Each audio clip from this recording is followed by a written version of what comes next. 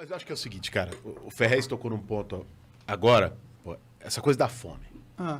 Eu me lembro, eu estudava, porra, eu sou moleque Ferrez, talvez seja um pouquinho mais velho, a barba branca aqui, trai ele um pouquinho aqui na nossa mesa.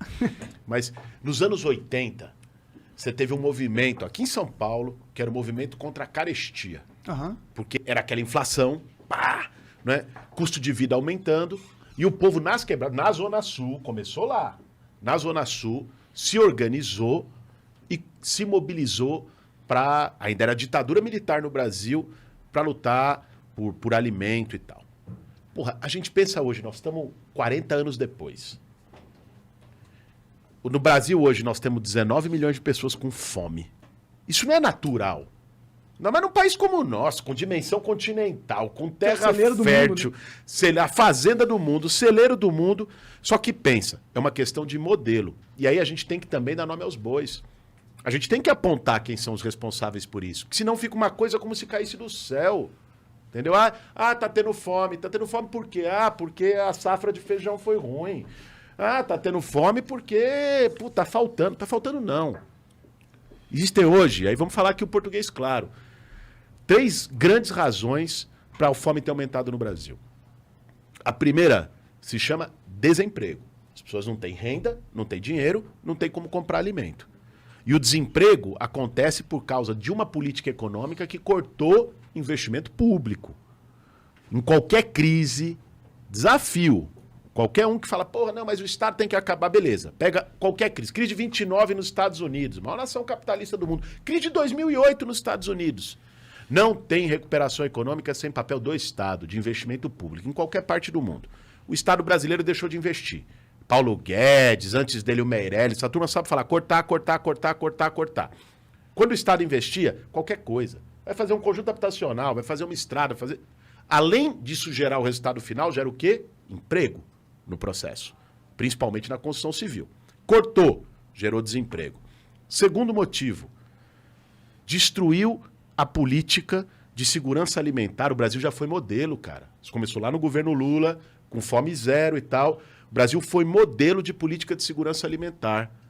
Era um cara chamado José Graziano, que era ministro do combate à fome, que depois virou secretário-geral da FAO, que é a Organização da ONU Internacional para Combate à Fome no Mundo, né? Qual que foi o projeto? Estimula a agricultura familiar. Você dá dinheiro para o pequeno agricultor que está lá, dá crédito para ele, dá condição para ele produzir, cria caminho para comercializar para o alimento que ele produziu chegar na cidade e cria uma rede de distribuição na cidade. Isso combateu a fome no Brasil, reduziu muito, milhões de pessoas passaram a comer por causa disso. E ajudou nas duas pontas, o cara que está produzindo e depois o cara que vai comer. Porque o agronegócio, vamos dizer aqui, né? O agronegócio é exportador. Ele está preocupado em vender soja, vender milho, vender arroz para fora. Ainda mais agora. Com o dólar caro, o cara vai pensar, porra, eu produzi aqui não sei quantas toneladas, eu vou vender em real no mercado inteiro ou vou vender em dólar lá para fora? Vou vender em dólar, porra. Ele vende em dólar. E esse cara tem isenção tributária, esse cara tem todo tipo de crédito, de acesso à assistência técnica, o que for. O pequeno não. Existia no Brasil uma companhia, ainda existe, mas está esvaziada, chamada Conab. Companhia Nacional de Abastecimento. O que servia a Conab? Ela tinha estoques públicos de alimento, que eram estoques reguladores. Então a Conab estocava ali feijão, a dar com pau. Aí vamos supor, tem uma safra ruim. Diminuiu a oferta de feijão. Pela própria lei de mercado, o que acontece? Aumenta o preço. Então a Conab tinha os estoques de feijão, quando acontecia isso, ela metia feijão no mercado para o preço baixar. Entendi. Sabe o que o Bolsonaro fez? Vendeu 30 armazéns da Conab em 2019. O estoque de feijão da Conab hoje dá para um dia de consumo nacional, para nada. Então nós temos que apontar as coisas como elas são. Sim, sim. Tá entendendo? Porque senão parece que as pessoas estão passando fome porque Deus quis. Não, as pessoas estão passando fome porque tem uma política de destruição no Estado brasileiro. Total. Só tem um problema que eu acho que você esqueceu de apontar que é muito importante. Que a gente tem uma estrutura que não foi o Bolsonaro que criou, que é nociva à população. Todas essas leis, nossas leis tributárias, nossas leis administrativas, essas coisas, elas são imprescindíveis para que a gente tenha um avanço econômico. A mudança delas, quer dizer. A mudança delas, exato.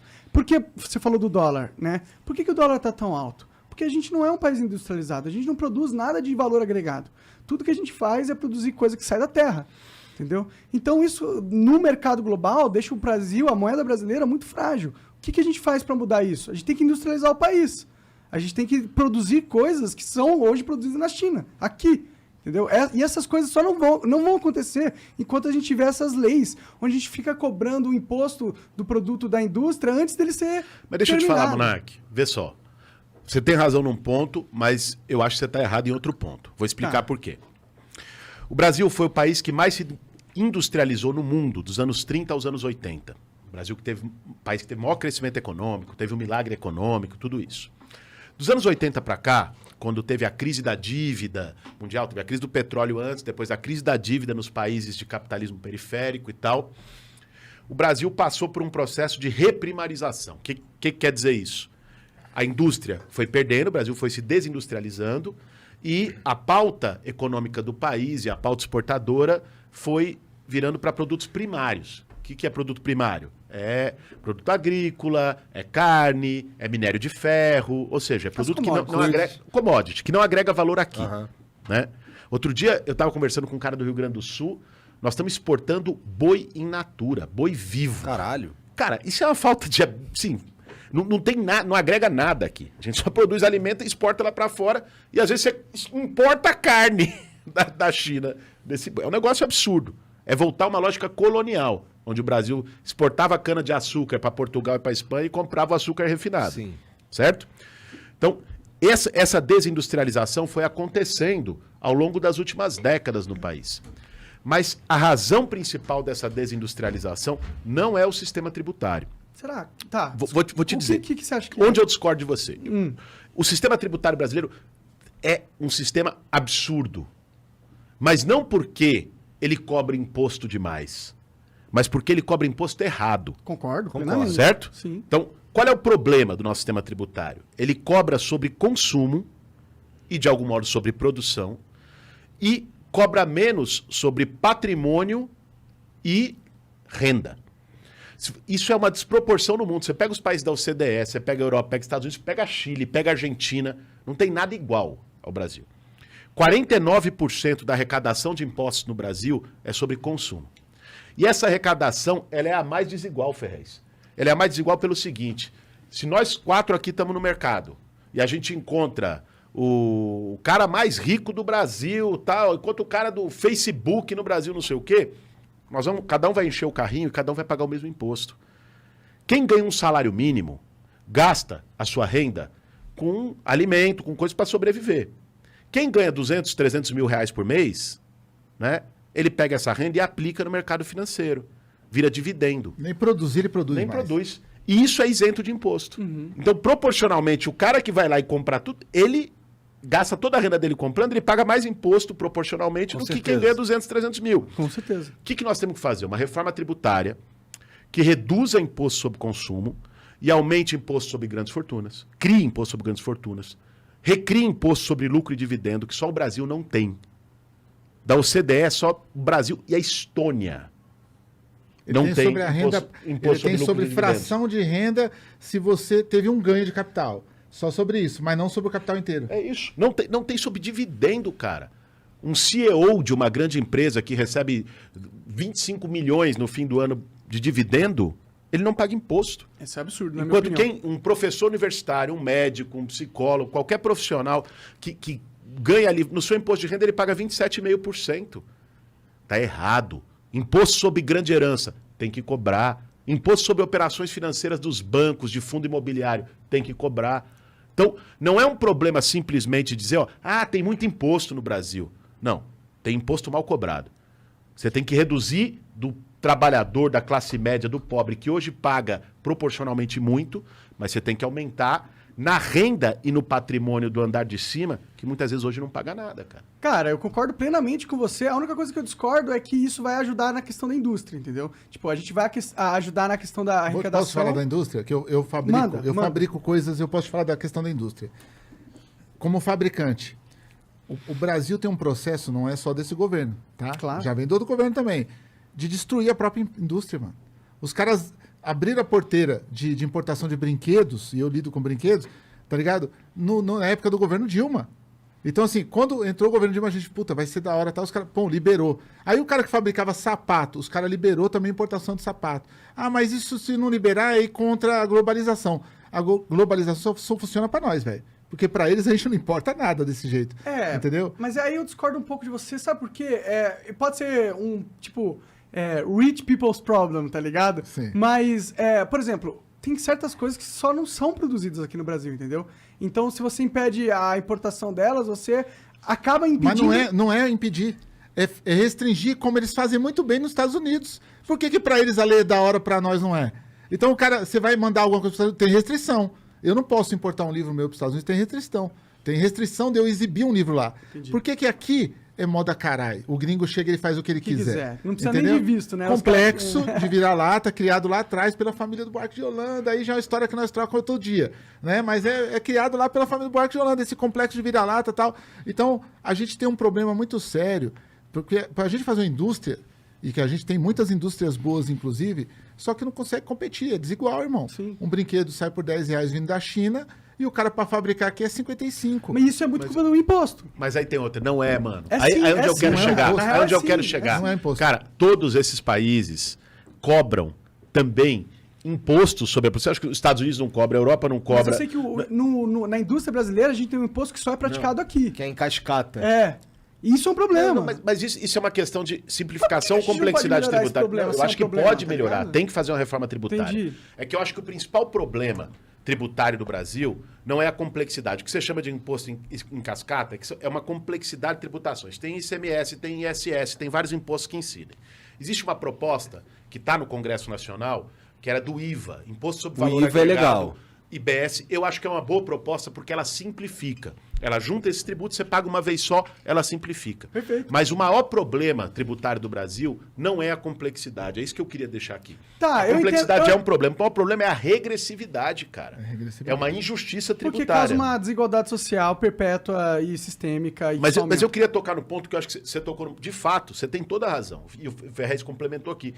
Isso não resolve o problema da indústria. Certo? Fazer uma reforma tributária não vai fazer com que o país se reindustrialize. Você vai poder distribuir melhor o fundo público. O que vai fazer, do meu ponto de vista, com que o país possa se reindustrializar? Além de proteção, né? Algum grau de protecionismo. Isso existe no mundo inteiro. Mas- A Europa protege a sua Eu indústria, entendo, os mas é Estados Unidos perigoso protegem a também, sua porque- indústria. Do jeito que você faz o patrocínio, você pode fuder ou tá certo. Tem que né? ser bem feito. Claro, Tem que ser isso muito tem que ser bem bem feito. feito, Não é. pode ser burro, porque É. senão vários produtos brasileiros precisam de insumos estrangeiros. Exato. Se você faz um protecionismo absoluto, com Não, regra não. aqui, não sei o que, você vai encarecer o produto nacional Exato. também. Por exemplo, Isso tem que ser bem da pensado. hora. Agora, o outro ponto que eu queria dizer é o seguinte. Sabe, os países que estão hoje na ponta da industrialização mundial, né, estão investindo em pesquisa, ciência e com tecnologia. certeza. Esse é o ponto, cara. Esse é o ponto. A China está lá liderando a revolução do 5G, de inteligência artificial no mundo. Concordo, Onde é que nós muito. estamos avançando nisso? Mas tu acha Muito, que concordo muito pra isso. gente chegar nesse ponto aí, a gente tem um problema mais fundamental ainda, que é o problema da educação. Sim. Como é que a gente É vê o mesmo problema, É o Igor. mesmo problema. É o mesmo problema. É o mesmo. Pensa só. Educação. Você pensar lá, porra, uma ETEC, uma FATEC, um IPT, um Instituto Butantan, uma Fiocruz, centros de excelência Aham. do ponto de vista de produção tecnológica. Para que esses centros de excelência possam funcionar, possam se reproduzir e possam se ampliar, você começa lá atrás numa educação básica que seja de qualidade. Com certeza. Total. Investimento, valorizando profissionais de educação. Eu sou professor. Eu dei aula na escola pública aqui em São Paulo durante alguns anos. Cara, você não tem ideia. O que eu vi de professor se afastando, se licenciando por depressão, salário baixo, você não tem plano de carreira, Lidar com todos os você não problemas. tem todo problema. Você vira o pai da galera. E a escola desvalorizada, os alunos também desmotivados. Um currículo que é totalmente separado da vida.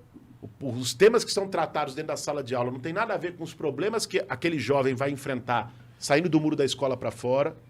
Você tem um problema crônico na educação básica que precisa ser resolvido.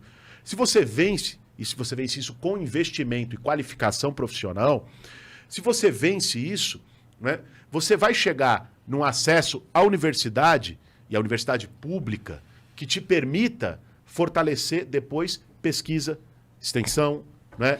Novas Mas isso é um tecnologias. projeto, isso é um projeto longo, não é? Isso não é algo que dá pra fazer, por exemplo, em 4 anos. Não dá para você revolucionar inteiramente a educação de cima a baixo em 4 anos, mas dá para você permitir estimular, né? Começa assim, com valorização salarial, com plano de carreira, com debate de currículo, isso no básico. O resultado do que você está formando num aluno que está entrando agora no primeiro ano do ensino básico, você vai sentir daqui a 15, 20, 30 anos. Sim. Ok.